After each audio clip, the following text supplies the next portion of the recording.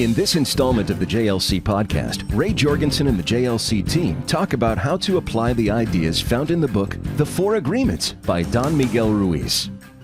Ladies and gentlemen, thank you for joining us here at JLC. Today we have a very special podcast YouTube video that I think you're going to really enjoy a lot. We have spoken with you often about how to create better meetings, how to create better one-on-one interactions. This one is about how do I take care of myself as I interact with others. I think you'll enjoy it a lot. I'll come to it in just a moment, but before I do, let me get my gang to introduce themselves. So, Julie, something about you that most people don't know. And tell us who you are.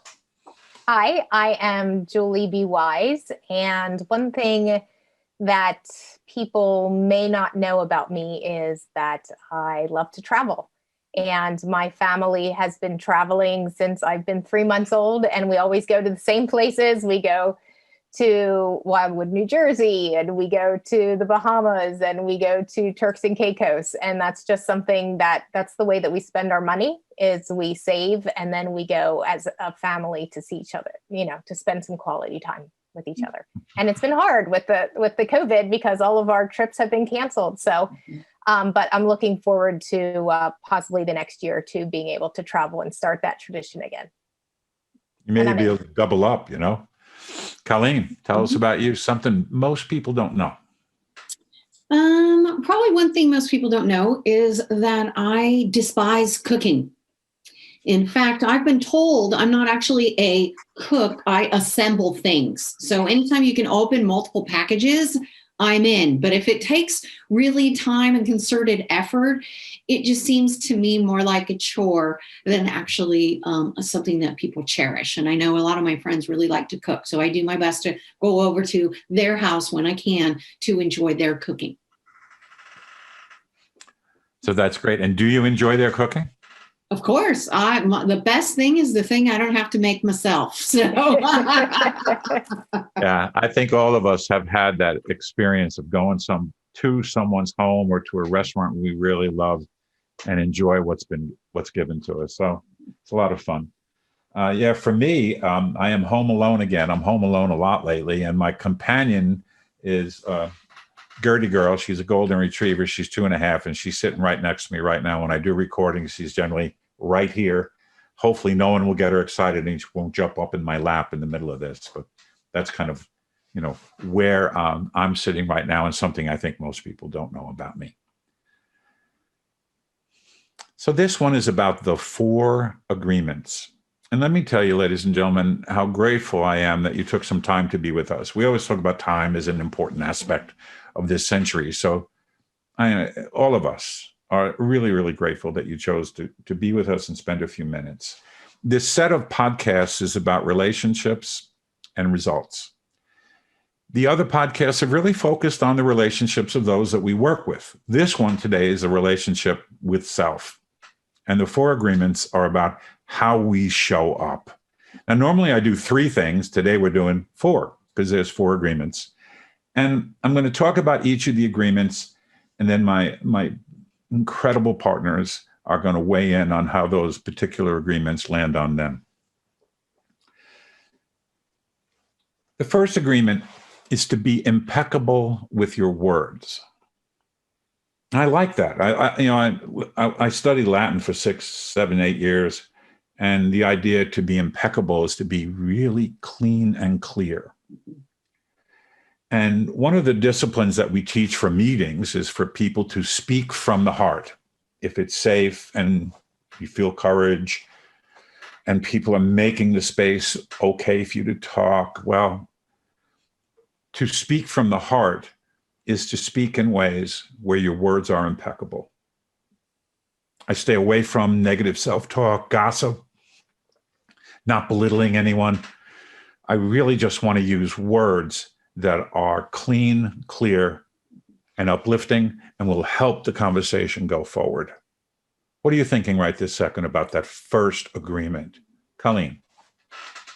I think being impeccable with your word, I really like the way you've described that. I think one thing that kind of surfaced in me when you first laid that one on the table is this sense of integrity.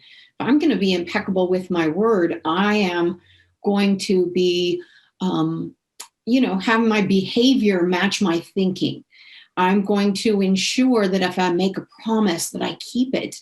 So to me, my word means a lot, because as a professional, as a mom, as an individual, if I make a promise to my son, I want to follow up. If I say that it's important that you are respectful to others in your language and how you treat them, especially when I disagree, I want to model that as well.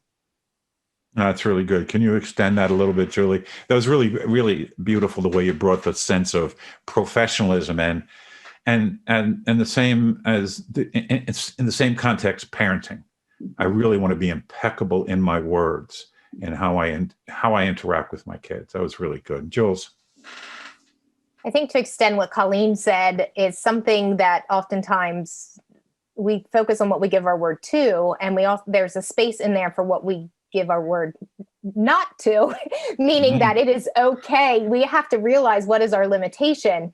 And when we can't do it, we have to say right away, no, I'm sorry, I can't do it. And Brene Brown, she often says, clear is kind, unclear is unkind. And too many times we say yes, yes, yes, yes, yes. And then we know when we're saying yes that we really didn't want to go, and we cancel last minute, or we say yes because we don't want to hurt their feelings, but then they find out later on that we did something else, and it becomes a mess. So not only is it important with your word is impeccable to say yes, your word is also needed to say, no, I can't. And the instant you know that, you need to share that. There's some freedom in that, isn't there? There's some ability for us to say, it's okay for me to say no. So my truth is that, no, I cannot do that with you. I have a conflict. I have something else that's going on. We very often don't do that. And it's confusing. Jim Carrey was in a movie about just say yes to this guy was promoting, just say yes. And all these good things will happen to you until they don't. And the unintended consequences of just saying yes can get you in a heartbeat. Excellent, excellent. First agreement, be impeccable with your words. Let's shift to the second one. This is presented in a way that I sometimes, it bothers me because it's a don't. It's a don't do this, right? So I'm going to ask you guys to kind of shift it around a little bit. The second agreement is to avoid taking things personally. In conversation, watching television, listening to what's going on in social media right now, there's so much that we could take personally. When you take something personally as though it's against you, it limits your response. Because now I'm beginning to be offended. I'm beginning to be angry. And all of a sudden, I cannot play anymore because I'm drifting to this space of judgment. So the reason why we talk about making sure that we don't take something personally is we will begin to drift into the judger path. And I no longer am on the learner path. And I'm no longer noticing other people's ideas as potentially useful. And I'm now offended. To be offended is a choice. Those words just came out. They were neutral to positive when the person sent them out. We chose to be offended. The danger in taking things personally. Notice how these pieces, these 4 agreements, are about me, about how Ray will work in the world. Of course, I want the learning conversation guidelines out there for every interaction, every meeting, but this is how I work in the world. Let's start with you this time, Julie. How does that land on you, this idea of taking things personally? First thing that it makes me think of is that it's impossible. Those of you who have listened know that I am passionate about things. I have trauma in my past. And even though someone may say something, my therapist said it is impossible to prevent my reaction. And so what I think we need to sort of also be unjudgmental of ourselves is allow that reaction, right? It's this not in the moment, right? We're walking around with a straight face and numb and disconnected. No, we can have the passion and we can have the reaction, but then we have that space to clean it up afterward and say, oh my gosh, that just, it hit me the wrong way. I need to talk to you a little bit more. Help me understand what you were thinking. And so I think that, don't take anything personally. Doesn't mean in the moment, but as a whole entire event, ensure that when you end it, it's not taken personally. There's a piece here that you just made me think about, in the context of breath. Sometimes something lands on me and I'm like, how do I breathe? How do I let the emotion go away and start thinking, what emotion do I really want here? We can choose our emotions once they go beyond that initial reaction. That was magnificent. Thank you, Julie. Colleen, what's thinking? Yeah. I was thinking, what you said around many times we just react, right? And our invitation is, if that's how you are, make sure you're in a space with yourself so you can breathe. Or if you're in a meeting, you recognize that you need to take a pause and maybe walk out the door. When the other piece I was thinking about is, because you mentioned, Ray, we choose our response. So how can I go from where Julie said reacting to then choosing a new response, right? React, notice, breathe, choose another response. What surfaced for me in that was part of a little bit of appreciative inquiry, right? When I hear something and I don't want to take it personally, I know sometimes I do, this might be a hot topic. How can I pause, flip what the person said, reframe it, then breathe and respond? So how can I find some positive piece and aspect in it? Instead of don't take it personally, what are the strengths perhaps of what that person's offering that really, really resonate with me, that I can, look at, reframe that piece that they offered before I choose to respond? Oh, that's really beautiful. And in fact, those of you that are listening, Colleen, the team has produced a little webinar that talks about reaction, right? I'm reacting to what occurred, beautifully stated by both of you. Then I get an opportunity to reflect and to breathe, try and recover a little bit, reset, and then decide, how do I respond? How do I respond using impeccable words to enable the learning to continue? That was really great. So if you haven't seen that webinar, we urge you to go to the site and take a look at it. It's really good. The third one is something that we practice this all the time, and it's called be careful of your assumptions. Now, we use something called the ladder of inference, where we see a thing, right? We see something, an event happen, and we run to the top of the ladder. They're very connected to the second one. And then I make a conclusion based upon what I saw. Well, the way I filter information is based on my attitudes, my beliefs, my biases, and my assumptions. So when Julie says something to me and I say, well, I really like Julie, I like the way she thinks, so I'm going to bring that into my little ladder and I'll use it as I come to my conclusion. If I'm mad at Colleen for some reason that day and she says almost the same thing, I will subconsciously block it out. So we have to be really careful about this little dance we have internally when our assumptions start to color the way we listen and hear data that are presented to us. Could just be a situation. Somebody cut you off driving. Someone took your parking place. I mean, there's all, we immediately have assumptions about that human being and assumptions about that driver, reaction. Be careful of our assumptions. Colleen, what are you thinking right now and feeling? Yeah, I just think that many times, it's our assumptions that get in our way. And so it can be another limiting factor, because if I am operating on just assumptions, I'm missing out on a lot of other pieces of information that might help me make a more informed decision. So I think it kind of refers to me. And I remember we've had this conversation, Ray. I was like, oh, I was following up on a new lead for a client, right? And I had a great first conversation. At least that's what I thought. That conversation was awesome. I was patting my back, thinking I did this great job of laying out our JLC, what we do in our services and product line. And then ghosted, man. I mean, I heard nothing. So I was thinking, oh my gosh, they must not like us. They must not know what's going on.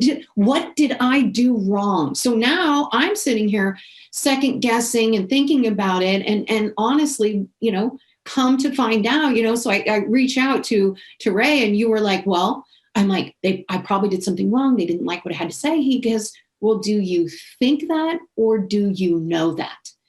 And I think those two questions really help you self-reflect on, am I operating on my assumptions right now? Do I need to pause, kind of walk myself back down the ladder to say, is there really any evidence of that? And to finish up my story, they were out of the country. They were busy. They came back, emailed me, and they hired me. So, I think sometimes we get ourselves all spun up on our assumptions. So that gut check of do you think or do you know is sometimes can be really helpful. That's great. That's great. That's great. I think one of the things we do well for one another is help each other not get lost in our ladders, help each other not keep running up to our conclusions. And I like the fact that the language you guys use with one another is, do you know that? Do you think that? That's beautiful. Julie, how's this one land on you? Again, when we're thinking about ourselves, especially as leaders, we tend to think that we have no biases, assumptions, or beliefs about others. And this is one where you can do it by yourself, and you just take some pause before a meeting, before a conversation, and really have an honest look inside at what assumptions are you holding for this person? What are you already listening for? What are you already looking for? Because we know that what you focus on grows. And so if you're going in with these assumptions that you don't even realize you have, unintend, and there's an unintended consequence of actually creating that behavior. Whereas if you in your head say, okay, I know that this person is going to give me feedback, and my assumption is that they don't think I'm doing the best job I can. Okay, wait a minute, maybe that's not true. That's what I think. That's not what I know. And so what could it also be? It could also be that their job is to mentor me. So they feel like they're helping me. Maybe they want me to be better. Maybe, they just aren't sure about themselves. And so they want to make sure that we're on the same page. There's so many other options that could be. And so by really making sure that as leaders, we reflect what are my assumptions, my biases, my beliefs, before I have conversations with people, that can sort of slow down our reaction and help us respond more impeccably. Thank you so much. Both of you have clarified another piece. This is about me. This is about our individual behavior. And that's why I love these 4 agreements, because it's about how will Ray behave? If I follow these 4 agreements, I can behave a little more effectively, keeping the practice in mind. Magnificent. The last one, I think, and I love your story, so this one really gets me. It's fundamentally practice the other 3 and do your best. There's not the right thing to do or wrong thing. Do your best. And I've always translated this for myself, that when something would come back and I'd get that phone call from my boss about, you didn't do this. I immediately, when I was a young leader, I went to, what did I do wrong? And I very rarely shifted into, I didn't show up at work that day to do anything wrong. I showed up at work that day with all of my flaws and all of my issues and problems to do the best I could. So this sense of doing my best has 2 sides for me personally. One is that I really did not want to screw this up. I have made mistakes. I've had the alligators come bite me. I was trying to do my best. So this 4th one, which I really love, is to keep reminding yourself, do your best, do your best, do your best, and stay out of self-judgment. I'll start with you on this one, Jules. How's that land on you? This feeling piece for me is powerful in this one. Yeah, there's so many so many areas where I feel like I'm not enough. And when I'm in that mode of feeling like I'm not enough, then that's when I tend to react. And I know a lot of times, especially with Colleen, she'll call me and, say this, that, or the other thing. And I'll get this sense of, oh my gosh, I missed that. I should, and then I start, and I say, Colleen, I don't want to let you down. I want to do the right thing, and that sort of jars us both to realize that I'm freaking out about this because I'm trying to do my best. And we need to sort of back up a little bit, take a deep breath, make sure that we can clarify for the next time what went well, what are we learning, and what are we going to do differently? Love it, love it, love it. It's almost like you just built the after action review in the context of my intention was this. This is what I did. What did I learn? What can I do differently? Not what did I mess up? What did I screw up? Because that just puts us back into that reaction mode again, constantly reacting. That's just beautiful. Colleen, take that one and run. Sure. No, it's like we so quickly go to self-judgment. And so I've got to tell you, so when I first got my divorce, I was living in South Lake Tahoe and I had two little itty bitties. So like a, 4 and a 6. And it had just been a horrible, horrible night.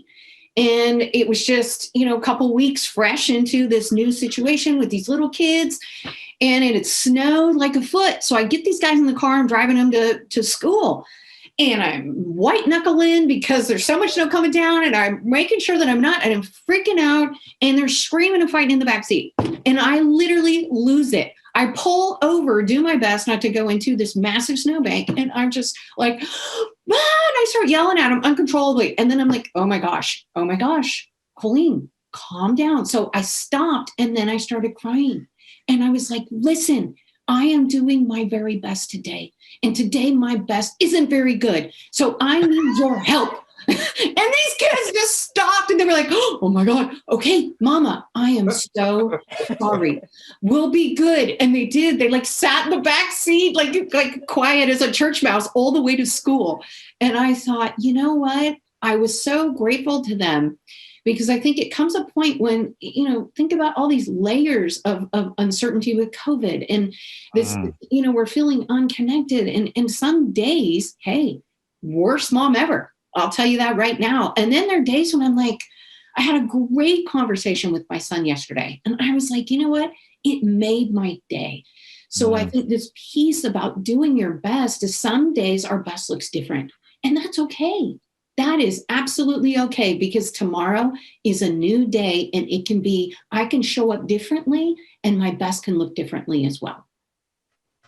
So I love that you followed through on be quiet back there. I'm going to pull over. How many parents have said that to their children?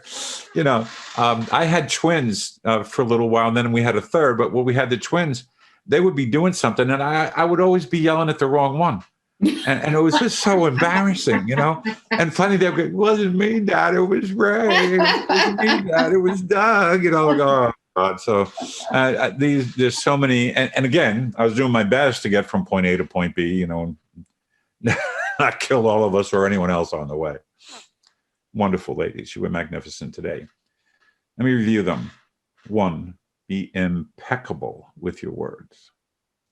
2, do your best to avoid taking things personally.